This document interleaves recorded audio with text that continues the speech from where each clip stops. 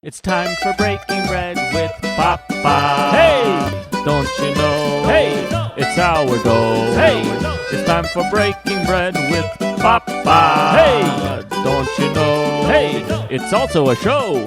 Hey everybody, welcome to another edition of Breaking Bread with Tom Papa. I'm Tom Papa.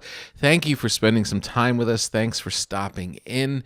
We're going to have a wonderful show for you today. I'm very excited about our guests. We have Negin Farsad, who is an amazing writer and comedian. So great. She's going to spend some time with us and share some Persian food memories. And then we have the great Ryan Hamilton back on the program answering some potato questions that I have. I have run into some problems with potatoes lately. Ryan comes from Idaho. He'll know. He'll give us the potato tips and answers to some of the most perplexing potato questions that I've had. It's going to be great. Thank you so much for listening. Thank you so much for subscribing and being part of the family. We love doing this podcast for you, and we want to keep it rolling. So the more that you subscribe and give little reviews and little stars and tell your friends about it, it just continues to grow and it continues to be a lot more fun. And it's all because of you. This is a great thing to do, and I thank you for being a part of it. We also would like to thank Helix Sleep, sponsoring the program today. Helix Sleep. I actually sleep on a Helix mattress that I got. I took their 2-minute sleep quiz, and they were able to match my and my wife's sleeping habits and sent us the perfect mattress. We had a mattress that was in need of repair, but it was still pretty decent, and this one just was so much better. So give yourself an upgrade. Find the perfect mattress at helixsleep.com/papa. That's helixsleep.com/PAPA. Take the sleep quiz and take care of your sleep. Get some good sleep, for crying out loud. For once, you don't want to skimp on your sleep.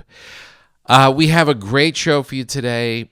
I have to say, I was giving some thought to it as I was coming into the podcast today. And I haven't had any wine in a week. I haven't had a cocktail in a week. I haven't gravitated towards any cheesy, fattening comfort foods, which was all a knee-jerk reaction of what I would call the troubles. Another side effect, my eye is no longer twitching. My eye, which was twitching, which only does during extreme anxiety, and it was all through January, it's no longer twitching. There is a calm across the land, and without planning on eating healthier, without planning on not drinking, life just kind of has restored itself to some normal rhythm. Don't you feel that way? Like it just kind of is, all right, we're in this groove. We still have this pandemic to get out of, whatever. There's still aggravation and things in the world, but not at that high fever pitch that we all went through coming up to the first month of 2021. It just kind of has calmed down a little bit, and I found myself just eating simple things.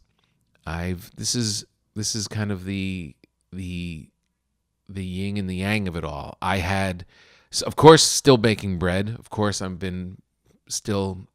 just dialing in the sourdough loaf with just mostly a whole wheat flour with a little, just a trace of all-purpose flour thrown in, and just getting really consistent with it and giving it to all of my friends who I've been giving the bread to for a long time, and they've all been a little bit more satisfied, a little more impressed. They've always enjoyed it. It's always been good, but it seems like I just wanted to raise it to this other level and just kind of cruise there. And look, I've said before, repetition with all of this cooking, with all of the great meals in your life, learning to do a couple things really well. That is the secret to life.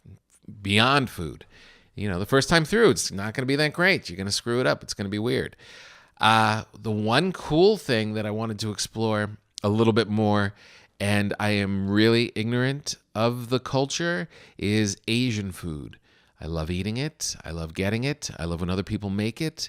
And I'll throw a stir fry once in a while. We do a no meat Mondays where it's going into the tofu and broccoli, which I've made since college, where I just take some white rice left over from the Chinese food, throw it into a wok with some broccoli, braise up some tofu, and chuck it all together and just douse it in soy sauce. Simple. But, that's not the way you do it. If you go to my Asian friends' homes, they're going to have things in the cabinet I don't have. I've got cans of whole peeled tomatoes. I've got tomato paste. I've got pecorino cheese, Parmesan cheese. The things that these great recipes, I was like, all right, let me just do tofu and broccoli. Let me just improve on what I've been doing and give the family something good. They were all veggies. Let's go. Let's not think that this is not food to be celebrated and that I can't learn any more about it. Let me dive into it a little bit. Just looking up online a couple tofu broccoli recipes. I didn't even have all the ingredients. Of course, I didn't have the ingredients. Like I said, I'm a tomato paste pantry, and the things that it was calling for: cooking sherry, dark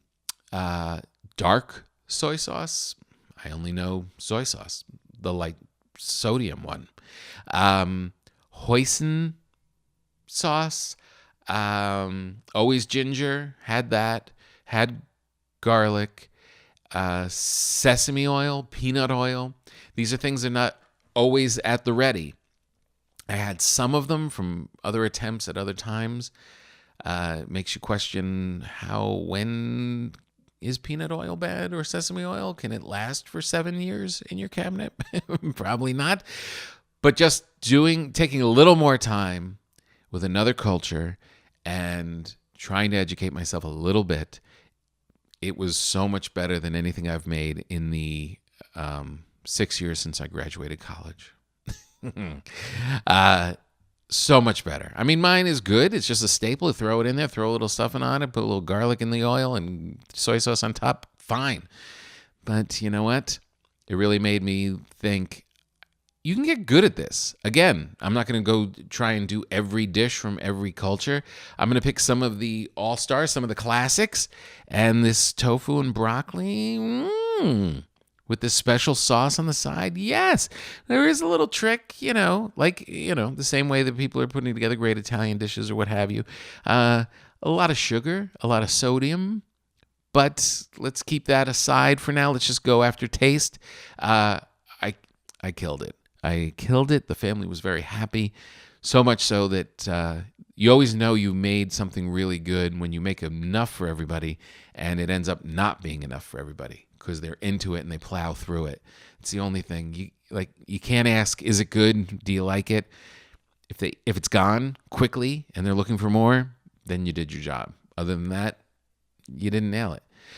Then on the other side, another thing that I did, I got some elk from my buddy Joe Rogan, who is a great friend and a great elk hunter. And these animals are gigantic, and he is way more than he can feed to himself and his family. So I, like a scavenger out on the African plains, I hover around the camp and wait for some scraps.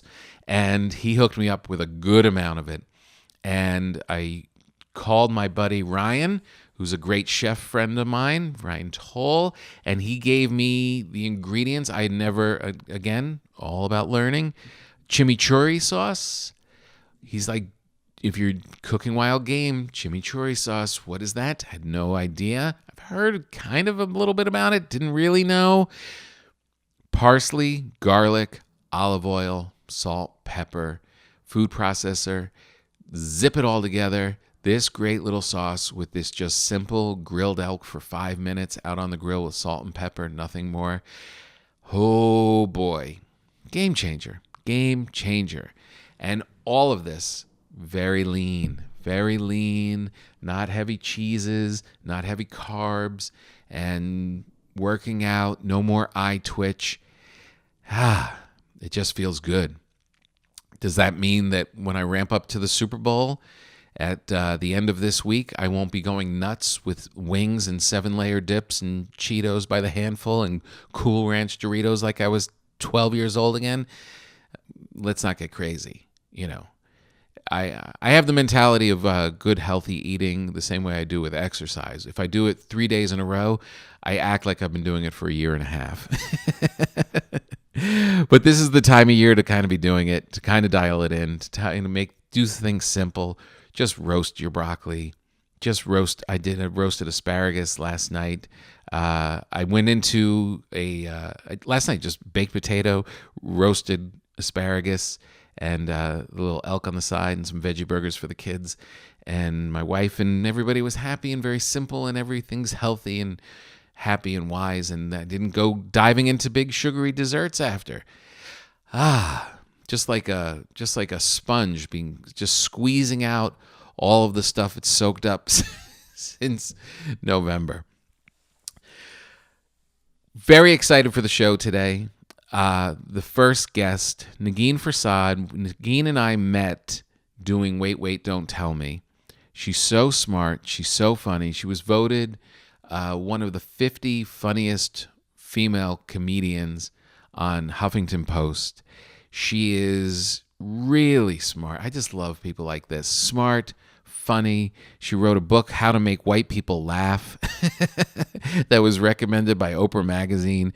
She's a great podcast called Fake the Nation, which is a political comedy podcast on the Earwolf Network. And she's a regular on Wait, Wait, Don't Tell Me because she's quick, she's funny, she's thoughtful, always looks amazing, just a styly dresser. She's an artist. She's an artist. And it's going to be a great conversation with her. She is of Iranian descent, and it's really nice to talk to people from other cultures and how they grew up. It's also very funny to talk to people who are like second generation, who grow up here in America, but you also have this background of your culture. We've had numerous guests on the program who are like, yeah, I grew up Italian, but I ate nothing but Cool Ranch. She's just amazing. You're going to love her. And then, like I said, we're going to get a quick bite with Ryan Hamilton. And this really came in last night when I was baking baked potatoes. And I was like, wait a minute, is this potato, can I still cook this when it looks like this? Is this okay? And I just, all these years of not knowing the answer, we're going to give Ryan Hamilton a call and get the answers to our potato questions with a quick bite with the great Ryan Hamilton. But first, please enjoy the talented Negin Farsad. Oh, man. So good to see you. Yeah, same here. You always look so stylish. Oh, thank you. I got to be honest, I love clothes.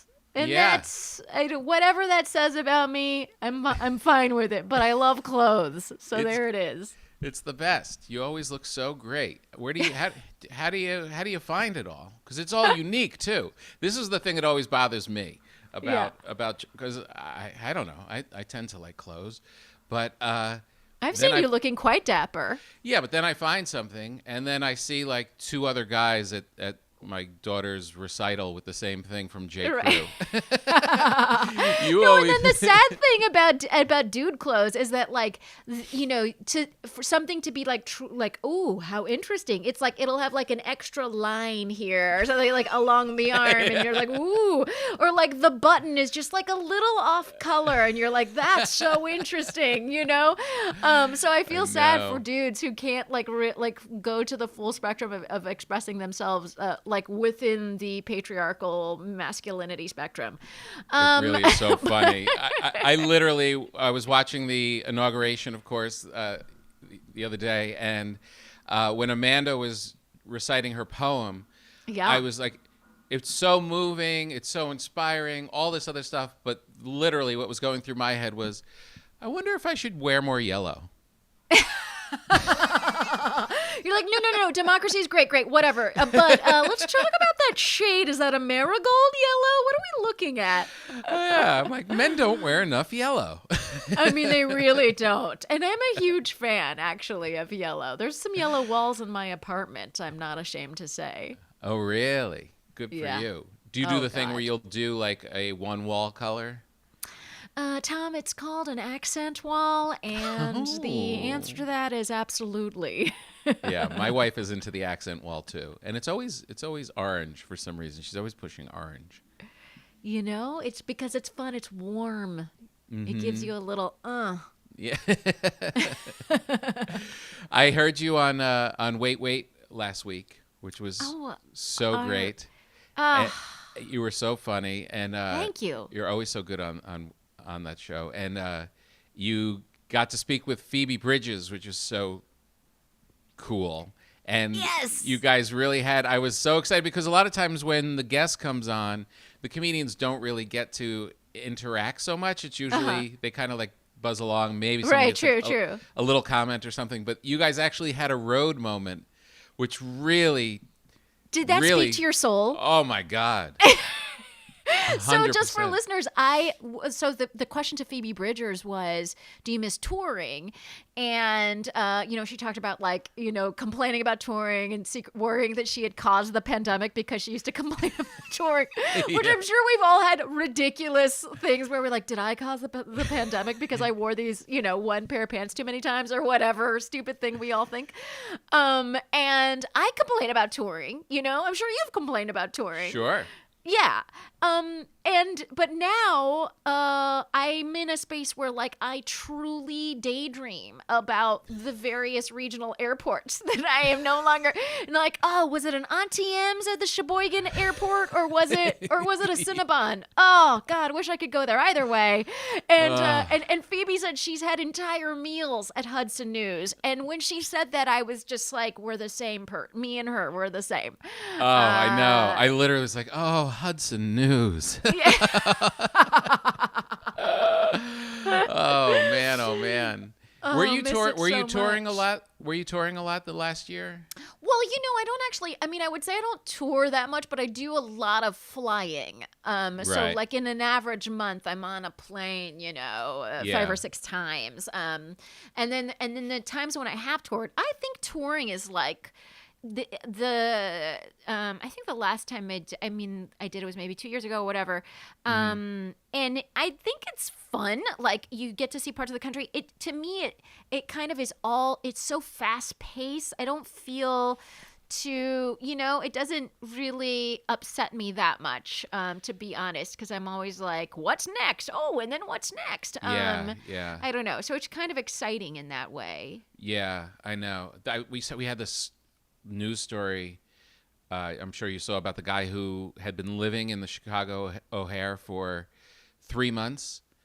They just busted him. He was literally. Wait, now this happened? Yeah, I was gonna say, isn't that movie with Tom Hanks based on the true story of the guy who was stuck in a terminal? But no, this is a pandemic story. A pandemic story. The guy from California, and he got frightened about COVID and stopped at Chicago, which is like the worst place to stop, at O'Hare, and he's just been bumming around for 3 months. And he tried to get into some like designated area, and they stopped him, and it all came out that he hasn't left that airport in 3 months. And normally that story would be like, what a nutbag. And I was like, oh yeah, O'Hare, I know where he's going.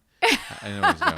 Get that Starbucks right between the two terminals. Don't forget the deep dish Pizza Hut that you can get at that Chicago O'Hare. How are you on the road with eating?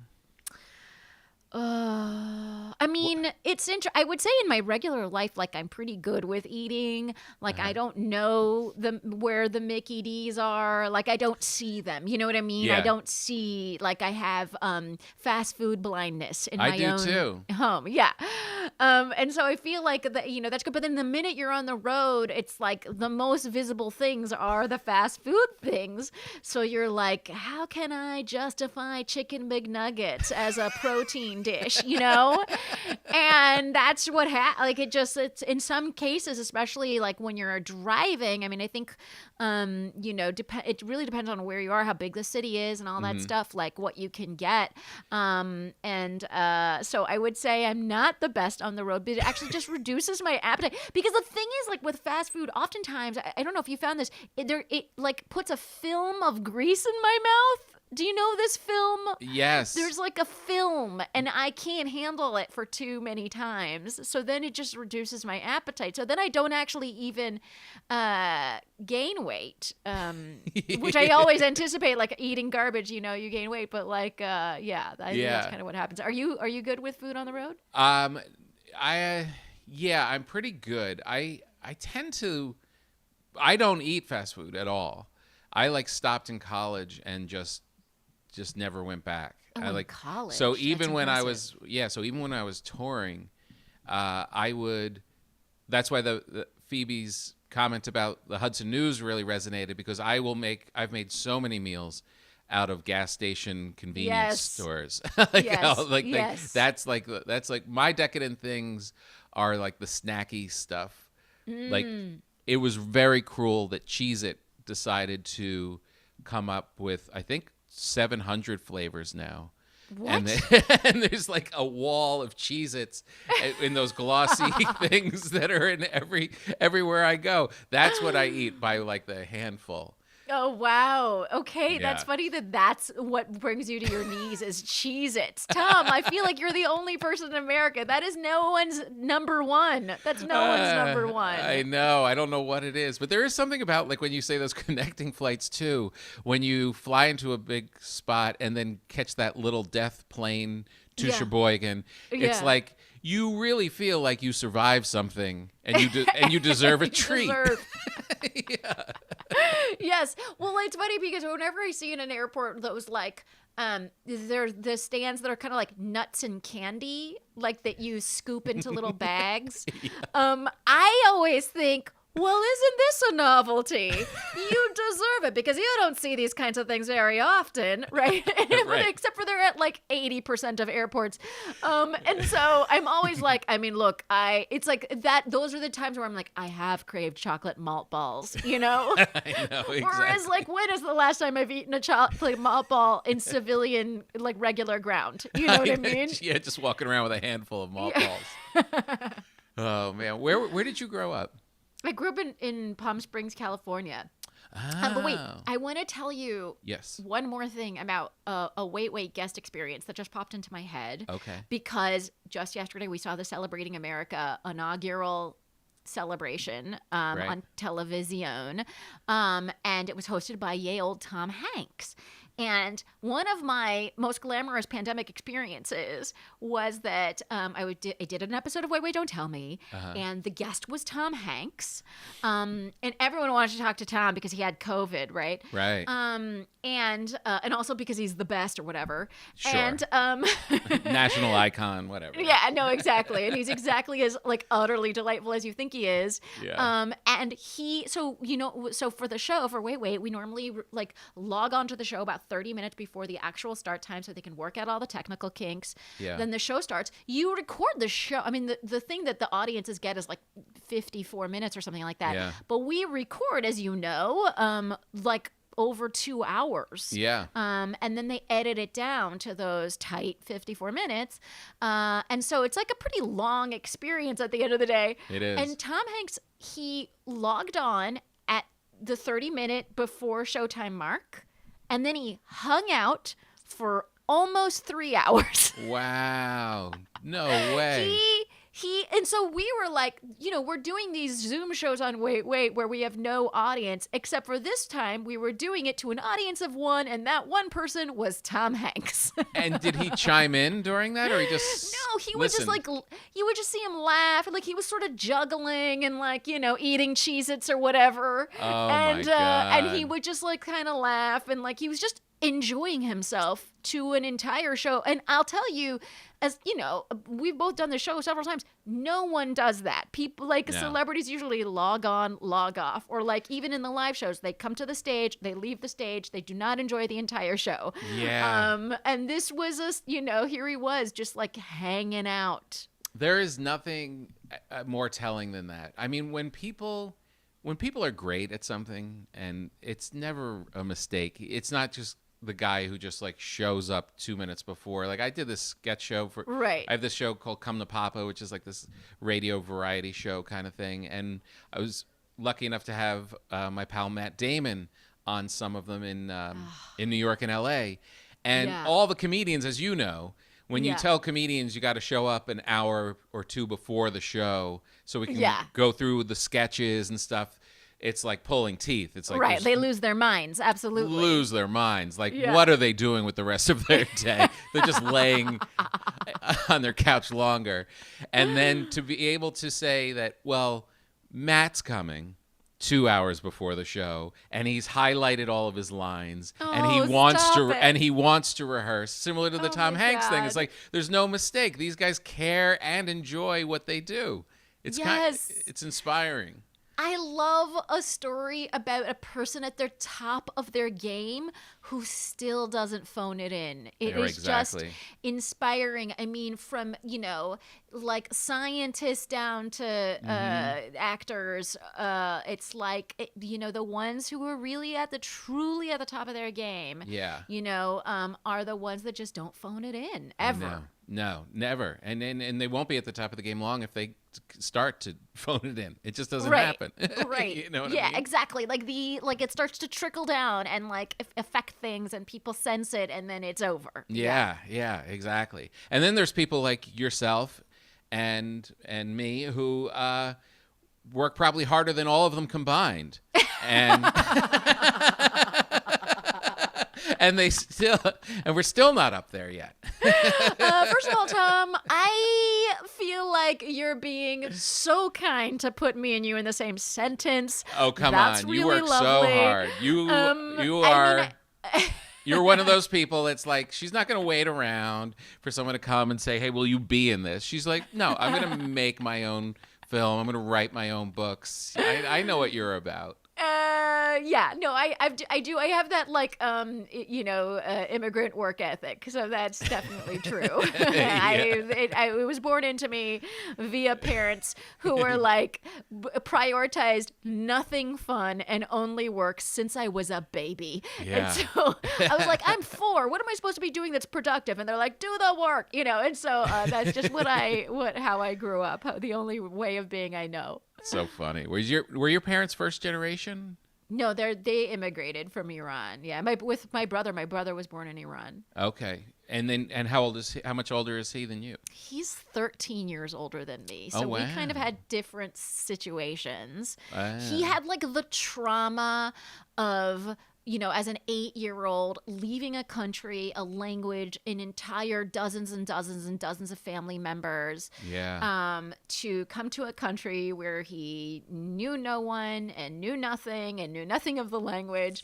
And so he had that like just, I think, full body rattling experience, and then had to figure it out. And I'm really grateful like that I didn't have to do that, By the time I came around several years later, they had figured a lot of shit out. But my brother really had to kind of like be the pioneer of the kid verse for our parents. That is a whole different experience. Were they leaving when the regimes changed? Yeah, so they left. They left in time before the regime change, and then set up shop in New Haven, Connecticut, where my dad was. Got to like redo parts of his medical residency so that he could be a doctor in the United States. Right. So that's kind of like where things started. And then the other weird thing is that like we moved to Virginia when I was 2, and we were like in the sticks of Virginia. So we were in what I like, and I do have to say about in that time in the 80s, it was bigoted. You know what I mean? They weren't like super fond of Iranian Muslims. No. And so my first memory, one of my earliest memories of my brother is coming home from, it must have been middle school, with like, or maybe freshman year of high school or something, with like a black eye because he got into a fight because people were like talking smack about Iranians. Oh my God. And so it just wasn't the most welcoming for them as immigrants. So No. then we ended up in Palm Springs, California.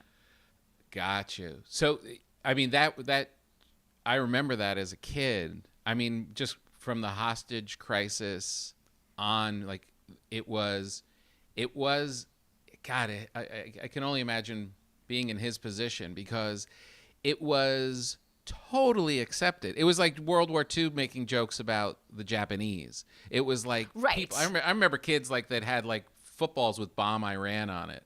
You know what I mean? Like yes. It was just, there was nobody was thinking twice about whether it was okay to say horrible things about this country or these people.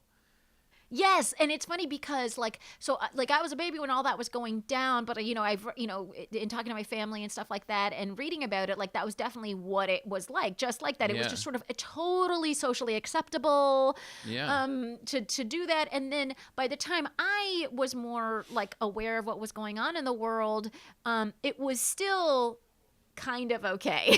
Yeah. You know what I mean? Yeah. Like, and so the only difference is that I grew up in a really strange part of California where it's a resort town. So I was a townie. My high school was maybe like half, or even more Mexican. So I sort of blended in with just like Mexicans. Yeah. And so it just was different. I think having such a large minority group in town made a huge difference just to the way that I got to grow up versus how my brother got to grow up. Right. Now, this is the thing that I always am most interested in is what was going on in the kitchen during this time. Was your mom was she cooking the original dishes? Was it Iranian food, or was it we're leaving that behind? No, it was Iranian food. It's still just straight up Persian cuisine. So good. Like 90% of the time is what's coming out of that kitchen. And the interesting thing is too is like, my parents, like they are worldly. They've tried stuff. They've experienced things. But like if I'm like, if they're visiting me in New York and I'm like, let's go to a restaurant. They'll be like, cool, is there a Persian restaurant? And I'm like, do you people not get enough of your own stuff? I mean, come on. So it's so strange. Like it doesn't, you can take them to the finest French restaurant or whatever, and they will still be like, where is the saffron in this dish? And I'm like, oh my God. So it's yeah, so great. Our kid, and it's funny because again, it's like it's such a classic, well-worn story. But like as a kid, I was just like, ugh, Persian food, gross. Give me hamburgers. Why? But of course, now as an adult, I'm like, I was really lucky to just have a vast other cuisine at home, and then a completely vast other cuisine at school, which included mostly Funyuns. There was a period of like 3 years where I ate Funyuns nearly every day. So I did the same thing. There's a third arm growing out of my back, Tom, because my body is made from Funyuns, and it had a chemical reaction that created extra limbs. But yes, that was a big part of my childhood. Oh, some of my favorite moments were just sitting on a curb with my friends after we got enough money to go to the local little market and just sit there and eat Funyuns. That was our whole day. And I bring that up with my wife, and she's like, Funyuns? What? Of all the memories you could have, why that one? I'm like, you don't get it. I don't know what it is. It's like, because now I can't. I haven't had a Funyun in years. I don't know if they hold up. You know what I mean? It's sort of like watching, I don't know, like a John Hughes movie to see if like the sexism is okay with you now or whatever. Right. Like, I don't know if the Funyuns hold up. We'll but, make excuses. At the time, an event. Like as a 10-year-old, a Funyun could be a full calendar day. Oh, the best. Just the best. I mean, Funyuns and any kind of like colored soda, like a orange or a Mountain Dew, like anything that had a bright neon color to it. Again, looking back at it, how did I eat that stuff? I know. But yeah, So like great. I was, sodas, and then just weird powdery things like nerds, or the thing that you dip into another thing that's powder. Lickamaid. Like all those. Lickamaid. Oh, is that what that was called? Yeah, with that stick, and then you'd get your spit on it and then put it in the sugar. Excuse me. And it would stick. I mean, delectable. Oh, Delectable. man. And meanwhile, all your of mom that is in the stuff. kitchen creating these Persian dishes that probably are world-class level. I mean, from scratch. Yeah. From scratch. She's using like organic lamb. You know what I mean? And Yeah. I'm just like, no, thank you. I would like some Funyuns with a side order of nerds, please. It's so sad. So disgusting. Did you learn to cook from her? Did you? I did learn a little bit. I think one of the things that the pandemic has taught me Mm-hmm. is that my role, like as a citizen and in this economy, is to go to restaurants. That's one of the things. Supporting one of local my main businesses. takeaways. Yes, that's one of the things I'm really good at it. I know how to spread my money around. Like I know how long to call before walking over to the restaurant and picking it up. Like I really got all of that down to an art, and I'm so, and some people can cook, and then other people, can eat out really well, and I'm in that latter camp. And then no judgment. If your thing is cooking, like no judgment. But yeah, my thing is eating out. I do obviously do some cooking, but I'm just not that good. So that's the truth. Yeah, you weren't paying attention to what your mom was doing. No. Yeah. And if I had just there's a few things I wish I had paid attention to growing up. One is like, what was my mom doing? And then two, what was my dad doing every time something happened with the sink and he had to fix it? What was that about? Why were his legs always sticking out from underneath? Sticking out? What was the thing he was looking at? What were those tools he was using? What was the story there? I have so many questions. Is there a Persian? Do you still seek out Persian dishes now? Like, is there something from your childhood that is kind of like a comfort food? Yeah, there's a dish called fesenjan, and it's a pomegranate walnut chicken, braised chicken. Whoa. And it's I think you and I, if we sat around, we'd probably never think to mix pomegranate molasses with ground walnuts. You know what I mean? Yes. But I know. It's really true. and it's sad because it's one of the best combinations on the planet. Wow. But very few people would just think to do that. But the Iranians did, and they just came up with one of the most amazing world-class dishes. Yeah. And so that's something that I always seek out. Yeah. Does your husband like Persian food?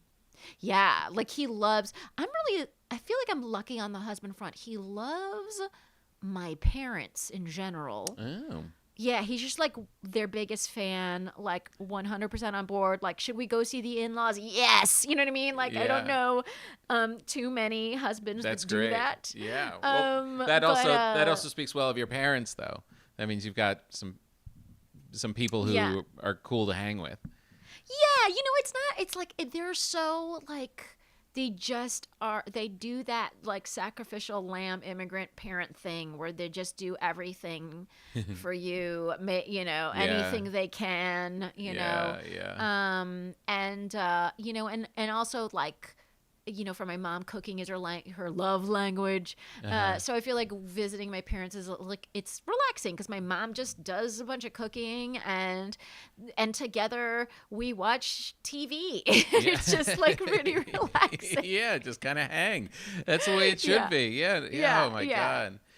Oh, that food is so good. I mean, I had you have access in Los Angeles to a lot of good places. Yeah. There's really good Lebanese, like a quarter mile from my house, which delicious. Oh my God, I could just eat there forever. And just the breads that come out of there with the what is it? Za'atar. Za'atar, yeah. Yeah. How do you pronounce it? What is your food that like you would go to a desert island and die with that food? It would be Italian food. Italian. Okay. Yeah, I grew up Italian in New Jersey.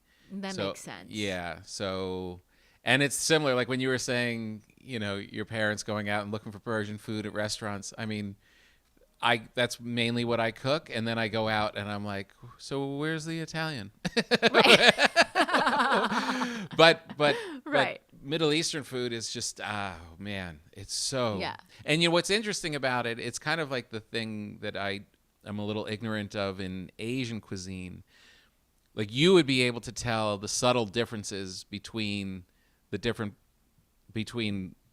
Iranian food or Lebanese food, like all that's like right. To me, I'm always just kind of caught up like, oh yeah, I recognize these certain things, but I don't have like the real language of why each one is different. But I mean, I think like there is definitely some like pan-Arab foods, that are like you see in multiple Arab countries or whatever. Yeah. As I say this, people are furiously crafting tweets at me. But I think and then there's like you'll see a bunch of similarities between Afghan cuisine and Persian cuisine. You know what I mean? You'll see some crossovers with Turkish stuff. Yeah. So there's those areas. Look, the Arabs invaded Iran. Had sex with a bunch of people, made a bunch of halvesies, you know what I mean? So it's like, it's natural that we all sort of, developed stuffed grape leaves at the same rate. Left some spices around. Yeah, like it makes sense that happened.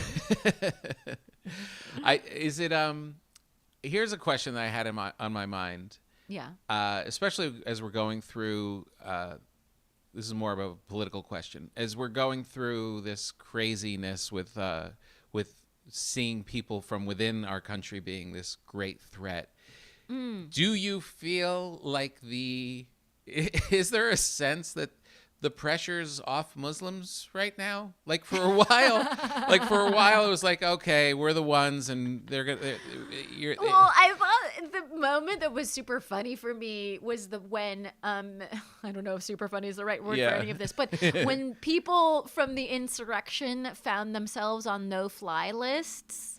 I was like, hey, welcome to where Muslims be at on no-fly list. And if you find it frustrating because you were peaceful, that's where a lot of my brothers and sisters are. But if you actively were engaged in the insurrection, then it makes a lot of sense for you to be on a no-fly list. Anyways, welcome to Muslims. And it was just so it just was funny to me that was going down. And I think, one of the things that was like really emotional for me about the inauguration day is one of the first 15 executive orders that Joseph Robinette Biden signed was one to lift the Muslim ban. And the Muslim ban, it's funny because it's one of his earliest hits in the administration. So it's we often forget about the early tracks. But it dragged on for a while in the courts, and then he finally got it to stick. And it meant for me personally that if someone, let's say something happened to my parents, blah, blah, blah, someone from Iran wanted to come visit, they would not have been able to come visit. And it was very personal. I had a cousin who was trying to come, and she couldn't get a visa. And her, there was a whole family reason she was coming. And so she didn't come, and so I think that particular to see that kind of thing lifted in a matter of moments. I mean, he just signed his name to a document and it was over. And it's just done. I know. Yeah, and I just felt such relief. Really, really felt such relief from that. Yeah. And I feel undocumented immigrants and all these kind of like your classic villains of the last 4 years. It's, again, like he's introducing a plan to, for undocumented immigrants to find a pathway to citizenship. And all the, he called off the ISIS from rounding people up, all that stuff. Like it happened on the first day. I know. And it gives me such relief. And I think it rightly points out that maybe guys, the villains are maybe the ones who wanted to take down democracy. Yeah. Or at the very least, and I think this is what that group was doing, that insurrection. It really shows you that, doesn't show you, it shows white people that the way to approach threats in the world isn't this archaic, we're in an iPhone world now and we're using this old rotary system of trying. You don't just say, okay, there was a Muslim guy, so let's all Muslims, because now you're at a point where you're like, okay, so it was a white Christian guy. Well, you're not going to say we're banning them. So what is the intelligent way to think about threat?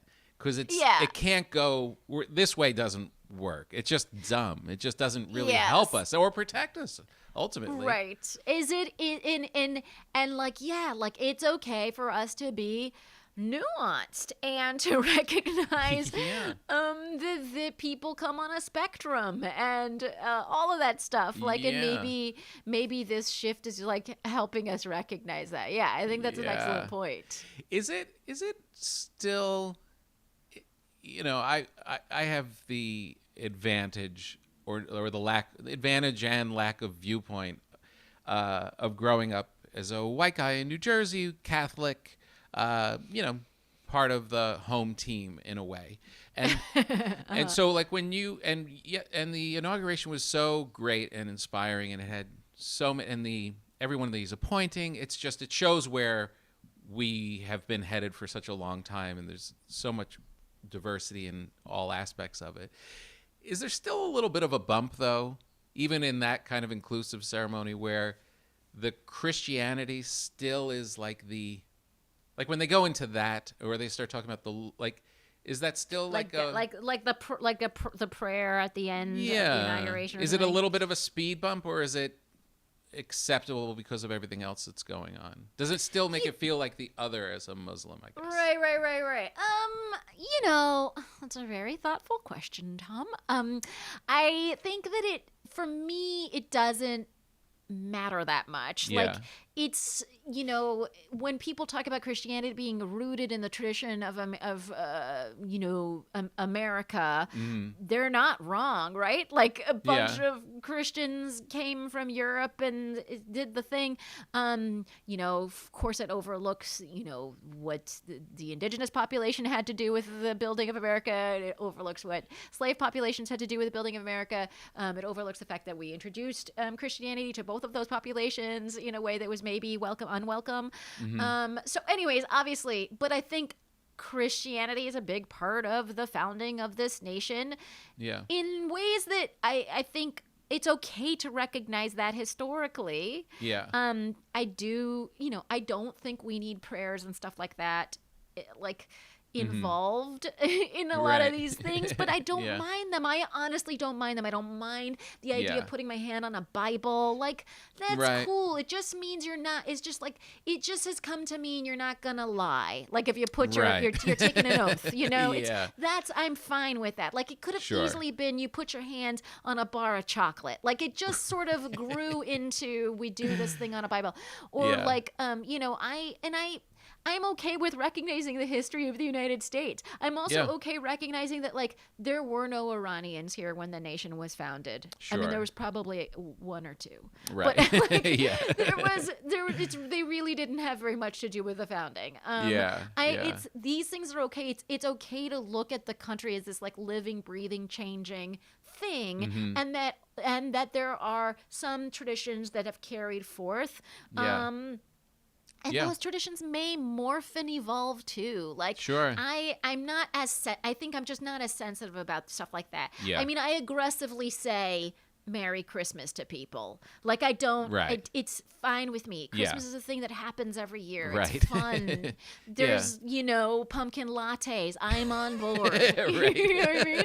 Yeah. I don't care. It's cool. I give my friends gifts. Like, it's fun. So, I think that the notion that there's like, it's funny because that whole like anti-Christmas or whatever movement was never real. Like, I don't think that there were a bunch of, Jews and Muslims like sitting around being angry about the use of the term Merry Christmas. It was really kind of invented, I think, by the right. It's like, oh, those people don't want us to say Merry Christmas. Yeah. So we're really going to say it now. And I'm like, huh? Whoever said that? Right. Yeah. Me and the other 20 people over here don't really care. Yeah. Like, we're 1% of the population. Like, by conservative estimates, 1 to 3% of the population. Yeah. So are Muslim. So like, Right. we've already figured out how to live. Yeah. We can deal with your Christmas tree. We're okay. Yeah, that's not a problem. I was talking with Maz Jabrani the other day. Oh, And Maz. he's such a great guy. Yeah. And he was telling me how his mom was a Trump supporter. And it was kind of almost like the Cuban thing, where it was Right. that generation saw him being hard on these new people in the regime, and it kind of, and it comes from ignorance, I guess, but I was kind of like, wait, really? Anybody? Is there any Iranian that is a? But yeah, of course. I mean, it is a complicated, from the outside, a complicated country to get a hold of. Like, you see young people like during the Green Revolution, like it seems like hopeful. Then you've got I don't know what we're supposed to think. Right. And it's funny because I think it's sort of like not unlike America, right? Like, the young people who were doing the Green Revolution were, those people are not the type of people to be Trump supporters. Right, you know what I mean? right. And then there's people who are like scared of too much change. Like, they basically mirror what we have in the United States, right? Sure. We've got moderates who are like, yeah, I can get behind some incremental change. That's fine. Right. I'm not opposed to raising the minimum wage just a little bit. All right. It's fine. And then there's people that are like, overhaul everything, burn it all down, on Right. both sides Right. of the ideological extremes. And so I think that's what you see in a country like Iran, that it's just, there's a vast swath, I would say, it's just about who can tip the scales. Right. And I think, just like having been to Iran and being uncomfortable with the, let's just say, lack of civil liberties. As a lady. I found it mildly uncomfortable. I'm into, like a regime change in that country. Yeah. Not that it matters. Not that it matters what I think. I don't live there.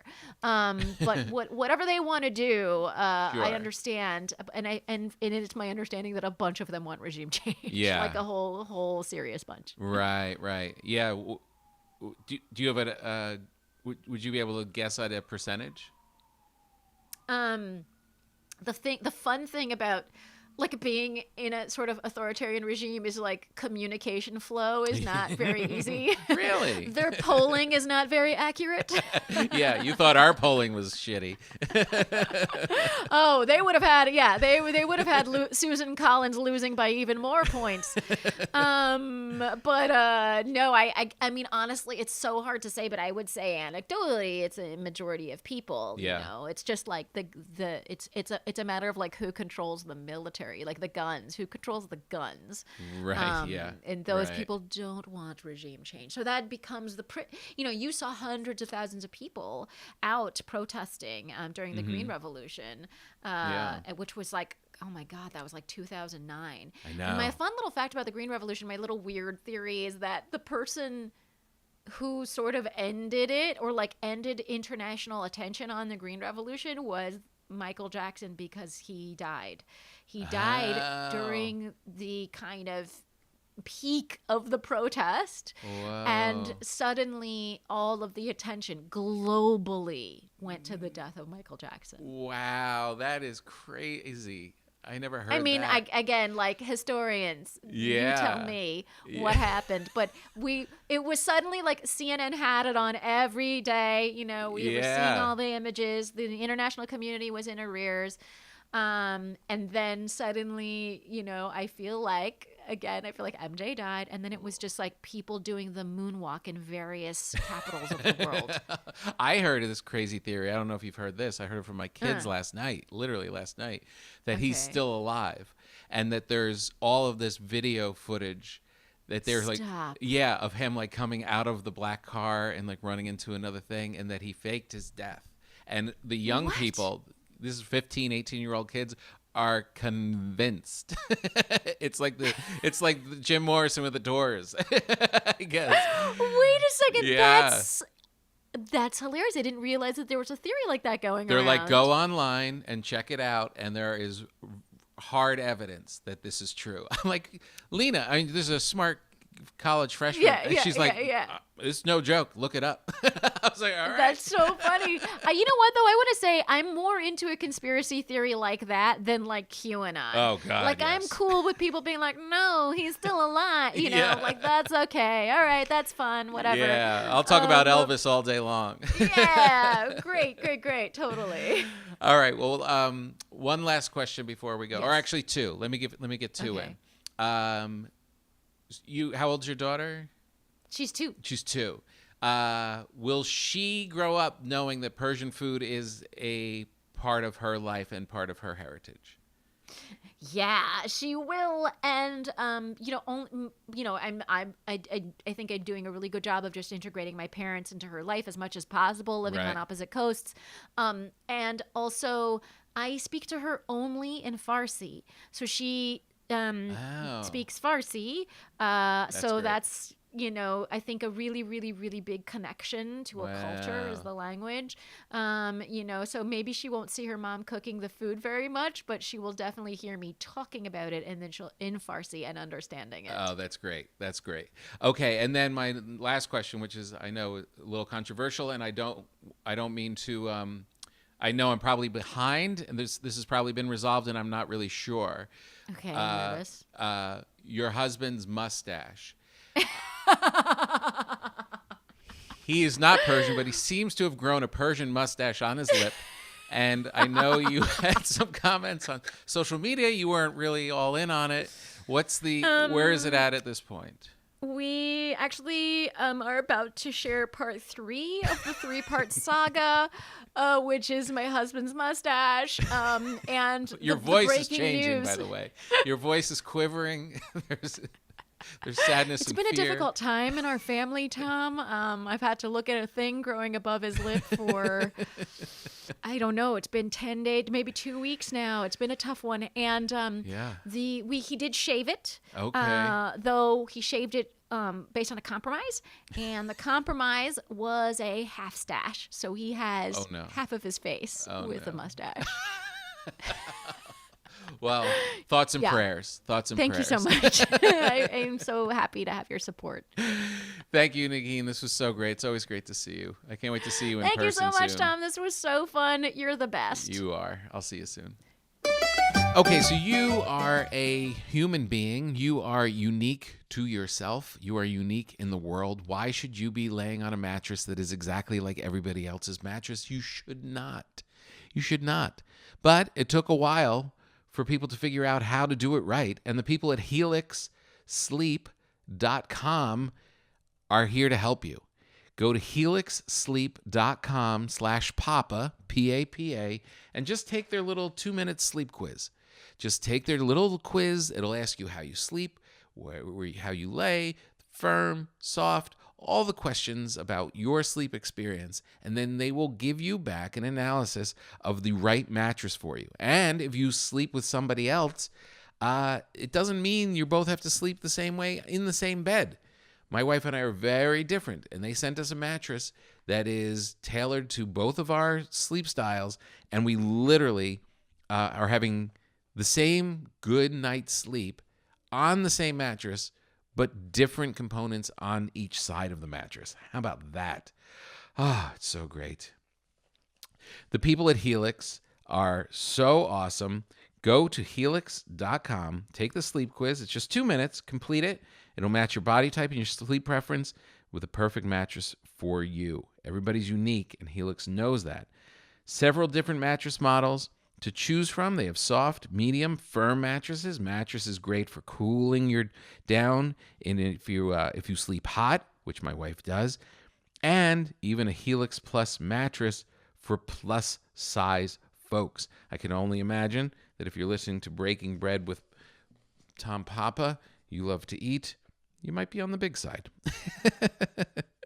I don't even have to read this stuff for you. I truly went on to the website, helix.com, took the sleep quiz, and a little while later, this mattress showed up, and holy Toledo. There's a 10-year warranty on the product, and you get to try it out for 100 nights risk-free. 100 nights, give it a try. If you don't like it, they'll even pick it up for you, and it will be out the door. No harm, no foul. It was voted the #1 best overall mattress pick of 2020 by GQ and Wired magazine. It really just makes total sense. It makes total sense that Wired is talking about this, because this is one of those things that you're like, why didn't someone figure this out earlier? Go to helix.com. Helix is offering up to $200 off all mattress orders. $200 off and 2 free pillows for our listeners at helixsleep.com/papa. helixsleep.com/PAPA. $200 off. Enjoy. And now it's time for a quick bite. Let's give a call to our good friend, Ryan Hamilton. Ryan. Yes, How's it going? not too bad. How are you, sir? I'm doing all right. Haven't spoken Yeah? to you in a while. It has been a long time, I know. I I know. Yeah. Are you doing well? Are you in New York? I'm okay. Yeah, I'm back in Idaho now. Are we on the podcast yet? Yeah. Oh, we are. Okay. Yeah. Yes. I'm back. Yes, I had some family stuff going on, so I am back in Idaho. Everything's Yeah. okay. Oh, good. Yeah, I mean, You had but to I'm run? back. What's that? You had to flee the city. Yeah. I hope you flew. I did fly. Oh, fly. good. It was the first time I'd flown since March. And, Wow. Yeah, it was a little wild. Yeah. But The first flight is definitely like, oh, right, I remember this kind of. It was a lot more fun last time I did it. Oh, yeah. I forgot I was like, do I have TSA or clear, or what's the difference? Or like, Yeah. I'm like, I can't remember how to do this. And then I know. Go in the lounge? I used to go in. Can I still allowed? My first flight, I was like, what's different? Oh, I used to have earphones. I used to listen to music through my noise-canceling headphones. Oh, the worst. Yeah. Yeah, it was wild. I just sat there with my arms folded for like 4.5 hours. God. It's Well, crazy. I'm glad everything worked out. Are you going to stay there for a bit? Yeah, I have no reason to go anywhere. So Yeah. I guess I'll hang out here for a while. Yeah. Yeah, why not? Yeah, why not? Well, it's good that it's funny that you're actually there now, because I literally was going around the house and I was like, I have to do a quick bite for the podcast, and I opened up a bag of potatoes. Yes. And I was like, all right, I need some answers on these potatoes. Who am I going to call that's going to answer these potato questions? I'm always a potato authority for the Papa family, it feels like. I do projects for Cynthia on Idaho. I'm now the potato guy for Mr. Papa. I'm very happy and honored to be the potato expert. the Idaho expert for the Papa family. Well, you grew up in Idaho. You worked on, what would you call, there was a time when, as kids, that you would actually get off from school and, and work in farms. We must have talked about this before because, we would get out for spud harvest 2 weeks every year in October. And spud harvest. So the whole school, it's time to harvest the spuds. Yeah. The teachers were cool with everybody just leaving school. Yeah, I mean, it was a vacation for the teachers, I guess, mostly. But, most of the kids were like, we live on the farm, so we're not coming whether or not there's school. So there's no school. And then those of us who didn't grow up on farms like me go, well, I guess I'm going to get a job. So we would get a job so we could make our spud money, is what we called it. And you could make some real good money for a high school kid in a couple of weeks. And it was brutal, but you'd work from, all day long, like 12, 15-hour days, and you'd be covered in dirt when you came home. But the first job, the base level grunt job is sorting on the sorting table, and you just stand there all day and watch potatoes and dirt clods and vines and rotten potatoes go by, and you just take out everything that's not a good potato. Oh, yeah, clear it all out. Yeah, you just sit there. They come out of a truck, and then they come up through a stinger. I used to run the stinger. I eventually got promoted to that, where I would back in the truck and then moderate the flow of the potatoes out of the trucks up onto the table. And then there would be 5 or 6 people there just sorting out the dirt clods and stuff. And then it goes from the table onto into a piler, and then someone runs the piler inside the cellar, and they just a mountain of potatoes in this potato cellar. Right. Yeah, and I do that every year. How do they get the potatoes out of the ground? They use a combine, and it comes by, and it's it's a digger, I guess we would call it a digger, but this is part of the job that I never got to. You have to be able to either drive the truck next to the digger, and then there's a combine that comes by and picks them up and puts them into the truck. So you got to drive a truck next to this combine and then dumps them in. Sounds like that's where the accidents happen. That's always you'd always be in the cellar and they'd go, oh, the digger broke down, and we'd be out there, and I'd watch these guys fixing this equipment in the dirt, being like, I can't do that. I can get you the tool, whatever you need. I'm running around, I'll knock this dirt off.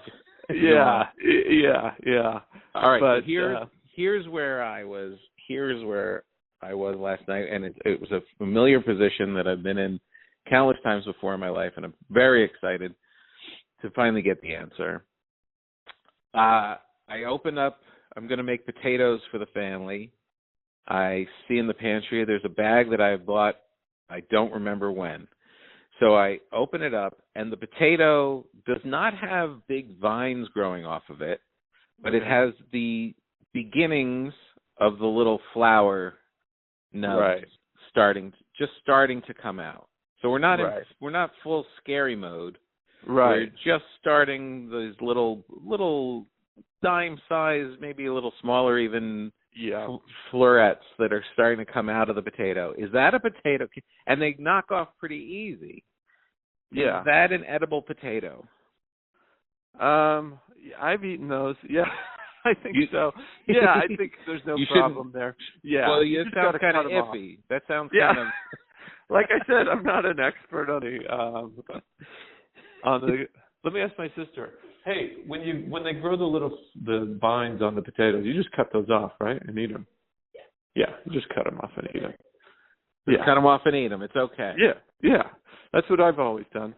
I mean, or you could just throw it in the ground and grow another potato. Get some of that Spud money. Yeah, some of that Spud money. Just sitting out there waiting for you, Tom. I'm not doing shows right now. Yeah, there's no shows. My friend Bent Washburn, do you know him? Comedian Bent Washburn is very funny. We would go on the road. I told him that story. He goes, I always remember this. He said, your street name should be Spud Money. That's your street name.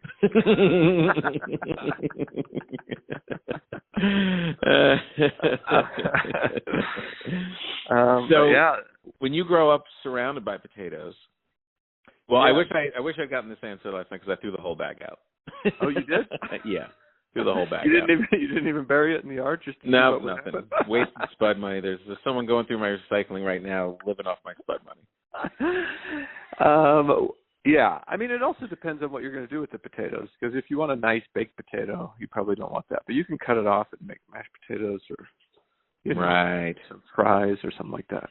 Right. Yeah. What is your favorite cooked potato? And do you are you, after growing up there, are you just sick of potatoes, or because it seems like the people that I've met from Idaho still are all in on potatoes? Yeah, it's not like we just eat them every meal. I mean, we have other food here, so. The whole family sitting down with a plate with a single potato and a knife and fork. Yeah. We, I guess there are periods of time when you get sick of potatoes because after the potato harvest, you can go along the fields and pick up all the, on the ends of the rows. There's always they always miss some, so you can go back and just get some potatoes. And so that time of year, there's always lots of potatoes to go around. But other than that, no, I don't. I don't eat them so much that I'm sick of them. I still like them. And the best way, I don't know. I like scallop potatoes. Are pretty good. That's a real treat. And who doesn't love scallop potato? I don't even know how to cook a scallop potato. It's like fried with like cheese and I've never actually made them. My mom makes good scallop potatoes, but they're cut into thin slices, And, I think I've made those before. Yeah. Yeah. You slice them in like kind of exactly. Yeah. I made that at Easter last year. Yeah.